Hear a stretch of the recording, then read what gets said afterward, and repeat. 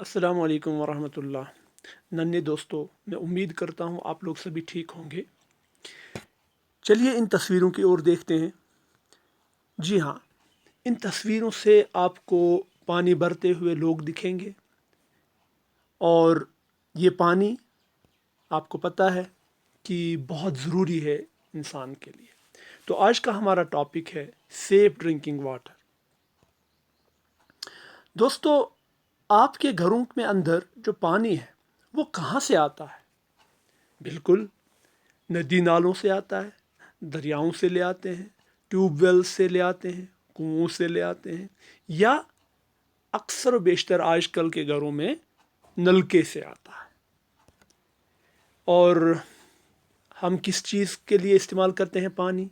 बिल्कुल, नहाने धोने के लिए, खाने पीने के लिए और एग्रीकल्चर के लिए। अब सवाल ये है कि अगर पानी ना हो तो क्या होगा?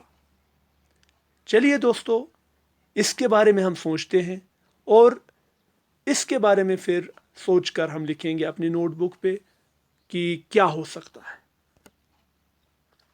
Importance of water. अब आप लोगों को पता है कि हमारा जो दुनिया है, जो अर्थ है, ये प्लेनेट जो है, इसको ब्लू प्लेनेट कहा जाता है। और इसकी वजह क्या है आपको पता है?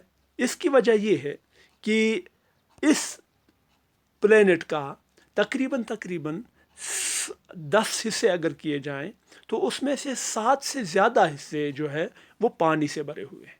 यानी कि सबसे ज़्यादा पाए जाने वाली चीज़ जो हमारी दुनिया पे है, जो हमारे अर्थ पे है, वो है पानी। और एक और बात कि सबसे ज़्यादा इम्पोर्टेंट भी जो इस दुनिया पे हैं तो वो पानी है, क्योंकि इसी पानी के होने की वजह से हमारी ज़मीन पे, हमारी धरती पे लाइफ है। यानी कि जानदार चीज़ें इस दुनिया पे तभी मौजूद है क्योंकि इस दुनिया पे, इस अर्थ पे, इस ज़मीन पे पानी मौजूद है। जी।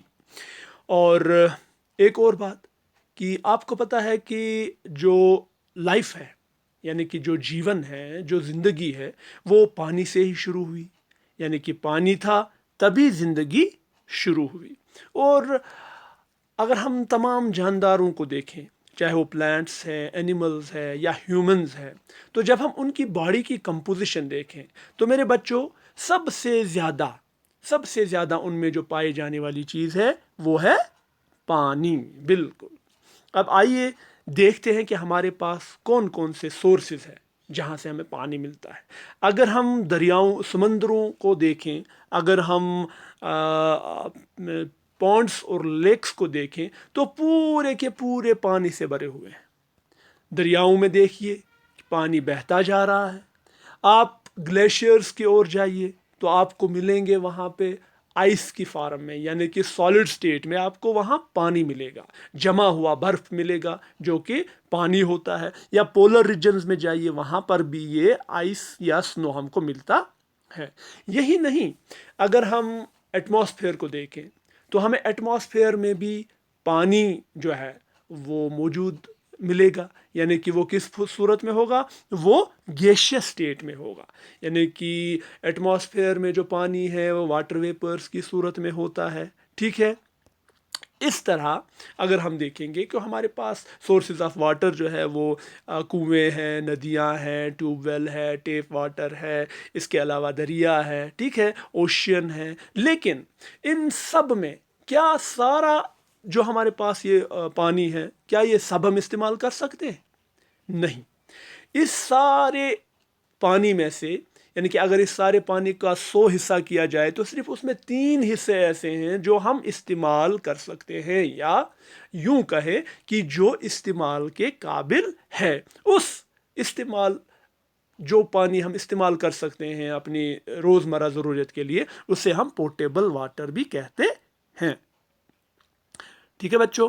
तो एक और बात आपको पता है कि जो वाटर साइकिल जो है, यानी कि वाटर किस तरह से साइकिल होता है हमारे जो है बायोस्फीयर में। तो जब पानी गिरता है, पानी गिरने के बाद वो ज़मीन में कुछ जज़ब हो जाता है, कुछ तालाब वगैरह में रहता है, और जब धूप खिलती है, धूप से वो भाप बन के यानी कि स्टीम बन के, वेपर बन के वो एटमॉस्फेयर में चला जाता है।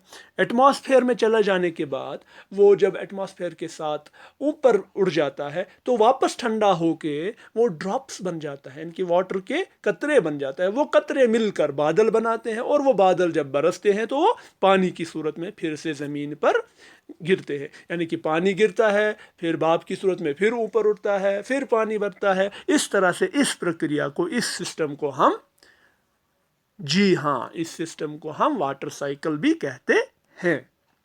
अब वाटर का इस्तेमाल कहाँ पे होता है? आप इन तस्वीरों से आपको देख रहे हैं कि वाटर जो है वो सबसे इम्पॉर्टेंट, सबसे पहला काम जो हम पानी से लेते हैं वो है पीने के लिए, यानी कि इससे हमारी प्यास बुझाई जाती है, चाहे वो जानवर हो, चाहे वो परिंदे हो, चाहे इंसान हो।